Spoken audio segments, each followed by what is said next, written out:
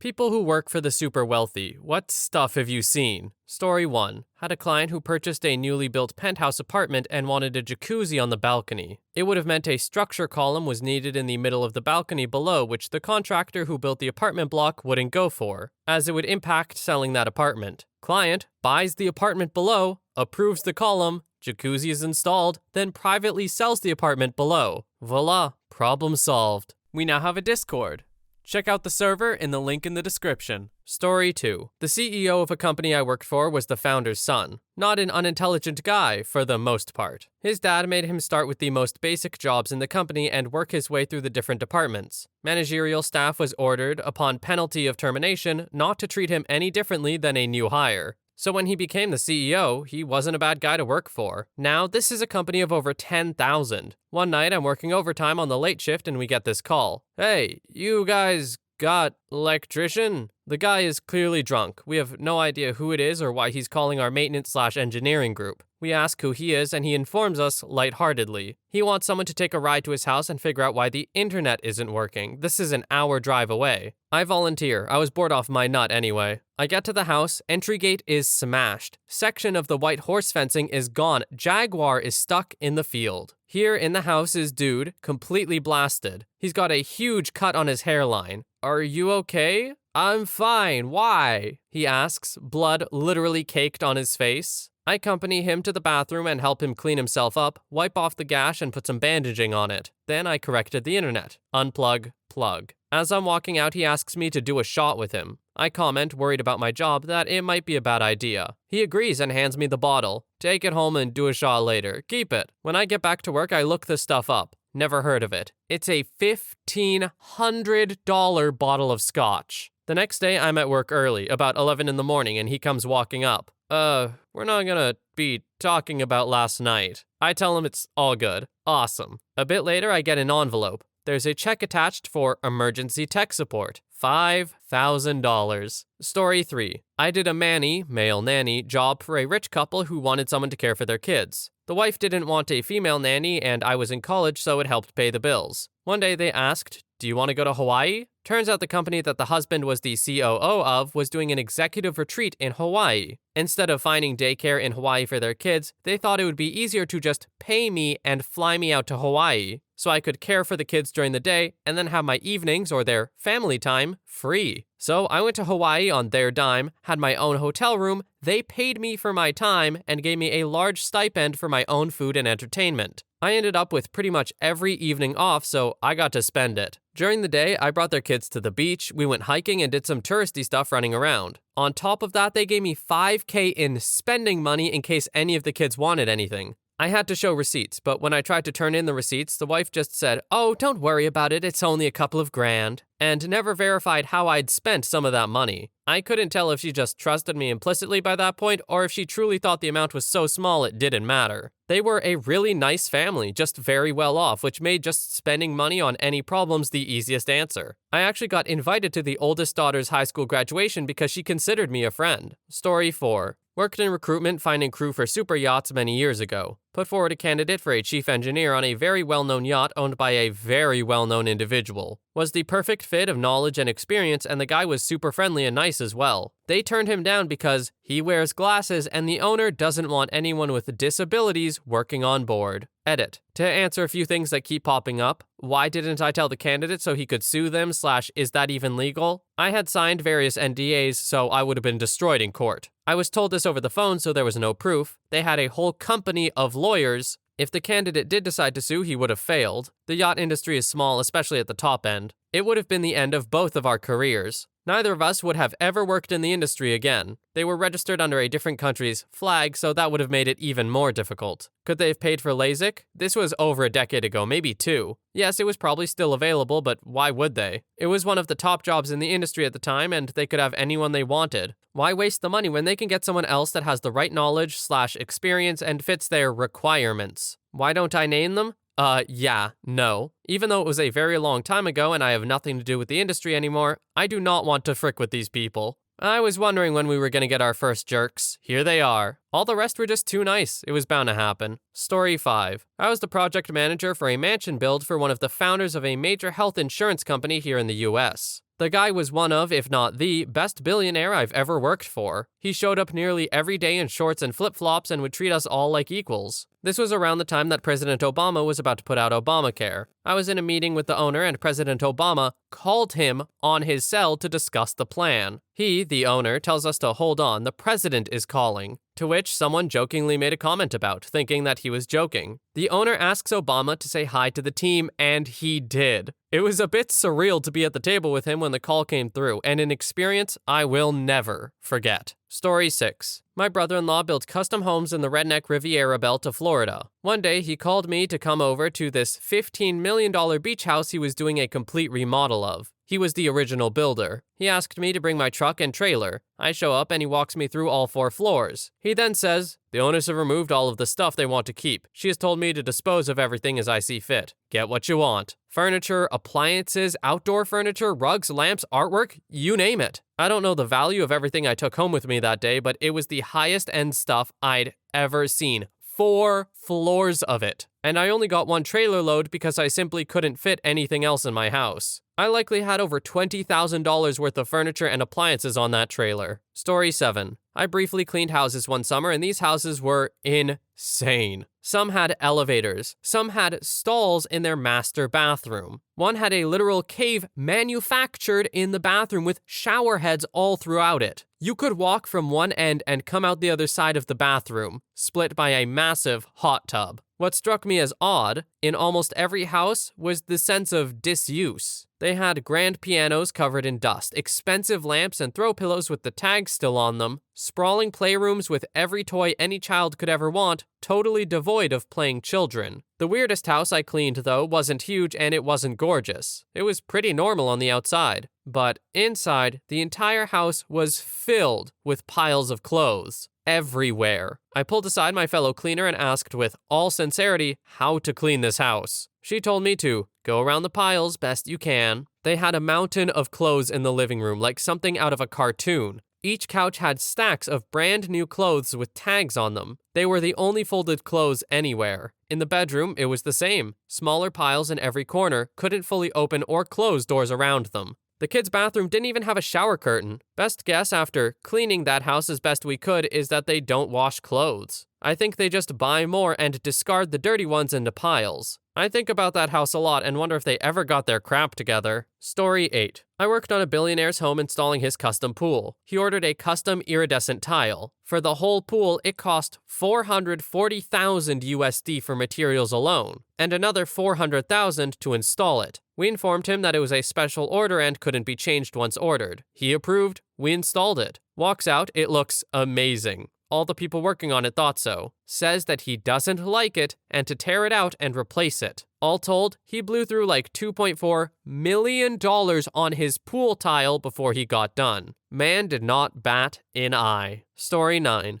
Years ago, I used to work carpentry, mainly doing sunrooms. One of our clients was a brain surgeon who was married to a lawyer, and they subsequently had a massive house on a large property. Their son was also some type of neuroscientist, and with his parents' permission, had yet another massive house built on this same property. Problem is, city ordinances prohibit 2 separate livable dwellings on the same property. Mind you, these houses were about a quarter-mile away from each other. So to comply with the ordinances, they build a frickin' wall between the houses. And this isn't some dinky picket fence type of wall, it's a massive medieval-style wall that has round towers with merlins and crenels, as well as a gym midway through and a massive $750,000 plus all-glass sunroom, all the while being wide enough to have room for a walking path and a road for golf carts. Inside the wall. The city ordinance said that only 1 livable dwelling can be in their property, so they just made a massive hallway between their houses. Story 10. My friend is a mechanic. A wealthy, fat, famous, and all-around unlikable entrepreneur came into his work one day and took a liking to his coworker. He asked my friend's coworker to come and work for him maintaining his car collection. It was really good pay and he got to work on some cool cars, so he thought, why not? His days were spent working on old, rare sports cars on his sprawling property, but every now and again he'd get sent to Europe or the United States to check out cars said entrepreneur was interested in buying. He'd get sent to auctions all the time and ring up said entrepreneur while it was happening so he could bid on the car on his behalf. Story 11. I did carpentry for a summer to save up money for school. We would go to huge mansions and amazing houses that needed work done. Usually easy stuff. Decorative things, so most of the time it would be 1 to 2 days of work.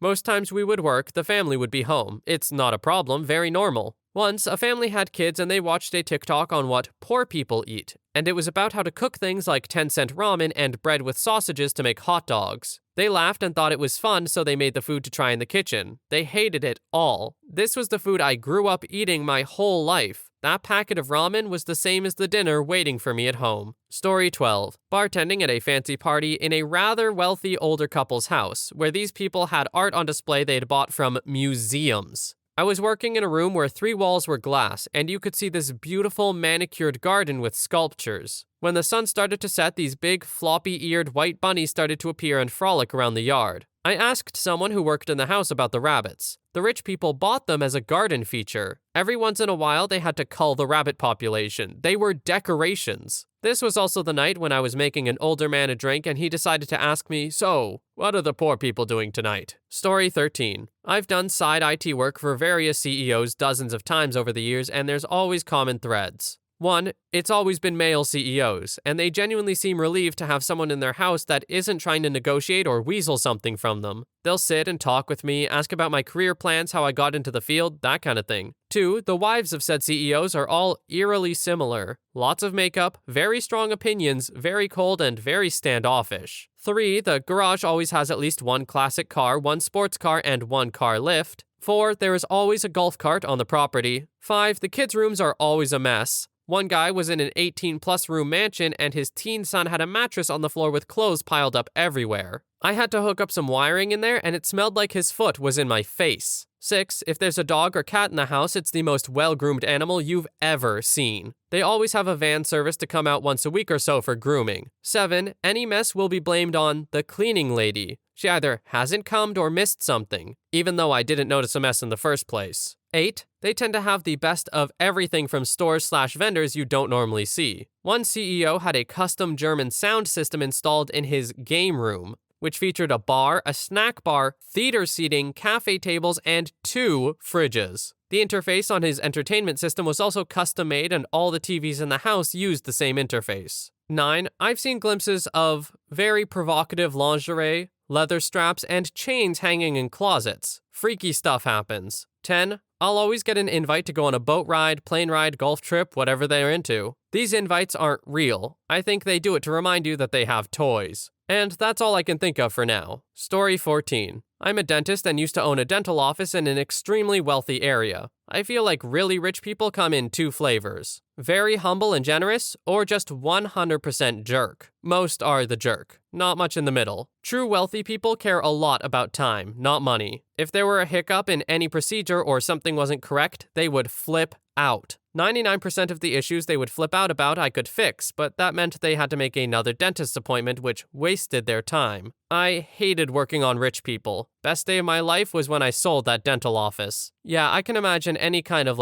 service job like that where you can't get tips, and serving rich people would just be awful. Because you don't even have that idea in the back of your mind. It's like, oh, they're super wealthy. They're going to tip really well because they don't value money as much as I do. Nope, you're going to get the fee that you get, and that's all, and they're still going to be jerks about it. Story 15. I used to work at a members-only golf/country club. There were members who had been actors, athletes, race car drivers, former CEO of Google, some major money and egos going on. There was one family that had 3 teenage kids, 2 girls and a boy. The mom and the girls were very attractive and knew it. They always looked amazing and had overly entitled attitudes to match. They were fancy. Well, the lady who washed the linens for the country club also did house cleaning for some members. This family was one of them. She said their multi-million-dollar home was a disaster filth zone. They basically did no housework in between having the cleaning lady there. Dishes piled with dried food that smelled, dirty clothes thrown everywhere, piles of crap all over, sticky floors, dog poop left on the floor. But the nastiest part was the bathrooms. She said they wouldn't empty their bathroom trashes, and the ladies of the house would throw their used sanitary products on top of overflowing trash. So she had to pick up their used women's products thrown on the floor, not even wrapped in paper. So these fancy girls would walk around the club like they were so superior and look down on everyone, then would go home and act like wild apes, throwing their trash and sanitary products on the ground. The thought of being so out of touch that you can decide it is beneath you to even be sanitary because you can just pay someone to do it for you is beyond insanity. Story 16. Worked as one of 4 full-time groundskeepers at a large estate. 46 acres of lawn to mow twice a week. 2 clay tennis courts, 3 pools, 1 for the main house and 1 for each of the 2 guest houses. 100-plus acre private lake with boathouse.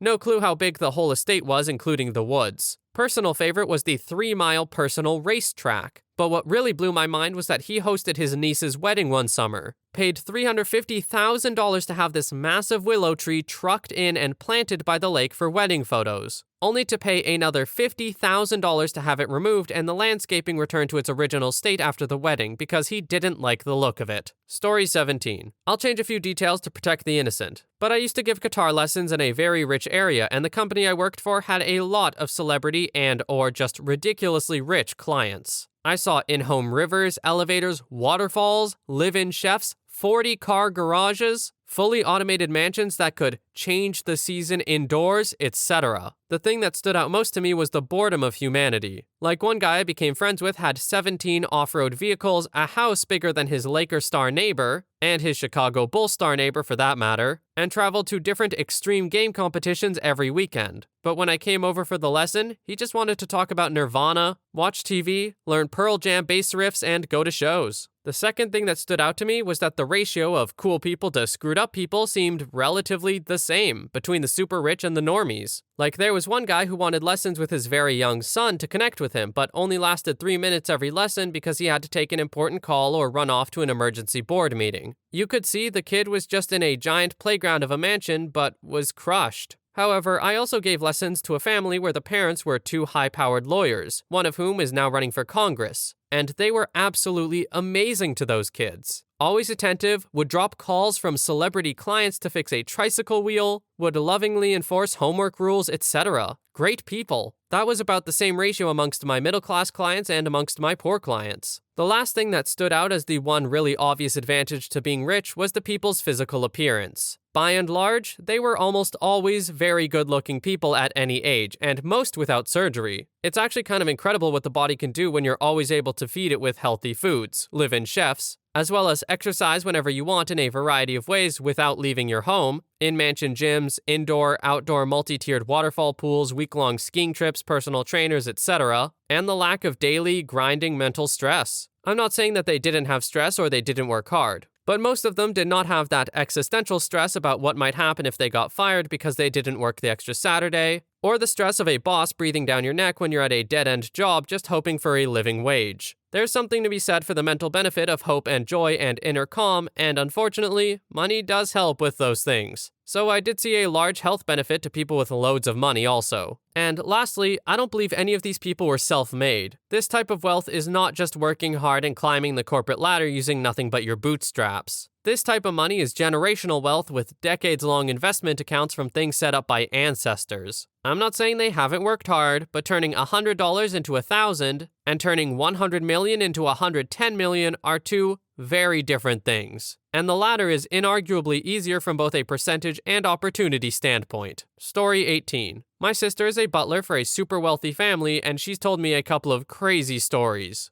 The family once got this super expensive rare breed cat, and a few months later, the wife tells my sister she can feel the cat isn't quite happy in their house, so asks her to take their private jet to drop their cat off in their mansion on Lake Como, Italy, so it could spend a holiday in the sun. That same woman would then sometimes berate my sister for buying soap in plastic dispensers instead of just soap bars because it's bad for our planet. They bought this insanely huge, super luxurious cabin in one of the most expensive ski stations in Switzerland. They realized the cabin, more like a mansion really, right next to theirs was for sale, and then bought that one as well, just so they wouldn't have close neighbors. I can't even imagine how confused that cat must be. Or, I mean, more likely it didn't care, but like, if I were that cat, I'd be like, what is going on? I'm flying on a private jet to go to a vacation home and I'm a cat. Okay, yeah, thinking about it, it definitely didn't have that thought process, but still. It's also a really good example of how out of touch they are with like, global crises, however you say it. Because like being berated for buying something plastic feels a lot more tangible for some reason than taking a jet. Because like when fuel is used, it disappears, but then like the plastic sticks around. So really, maybe rich people just lack object permanence. I think I figured it out.